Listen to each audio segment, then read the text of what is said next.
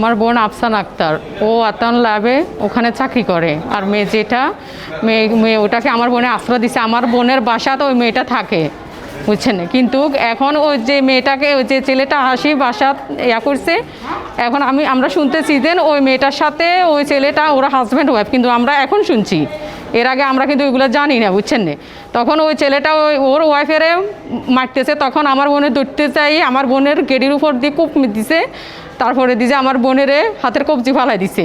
আমি ওখানে ছিলাম, আমি দৌড় দিয়ে যাই, আমি মানে চিৎকার চেঁচামেচি, ওই যে 6 তলার উপরে তো কোনো মানুষ নাই, দৌড় দিয়ে আমি যাই এই ছাদের উপরে যাই, আমি মানে কোনোরকম আমার নিজের জানটা আমি করছি। দৌড়ছে ওরে, তো মানে পরে শুনতেছি যে ওরে নিচে সবাই দৌড়ছে, ওর তো খুব ফাতারি খুব মানে সে রক্তাক্ত পুরা বাসা, ও চলে গেছে, দৌড় দিয়ে চলে গেছে। বাম হাতের কবজি জি পড়ে গেছে, আমার বোনে দৌড়তে গেছে, ফিরোজারও হাত, তারপরে আরও কি কি আমি এগুলো জানি না। আমি তো আমার বোনকে নিয়ে মানে আমার বোনের গেটির কূপ দিছে, মাথার এই সাইড মানে সব হয়ে গেছে। বই এলাকাতে বিল্ডিংয়ের 6 তলার উপরে আর কি। এরপরে আমরা উপরে যাই, দেখি যে দুইজনের মানে দুইটা হাত নাই, তারপর হচ্ছে যে মানে রক্তাক্ত অবস্থায় পড়ে আছে। এরপরে আমরা এলাকাবাসী সবাই মিলে ওনাকে সদর হসপিটালে নিয়ে আসি আর কি।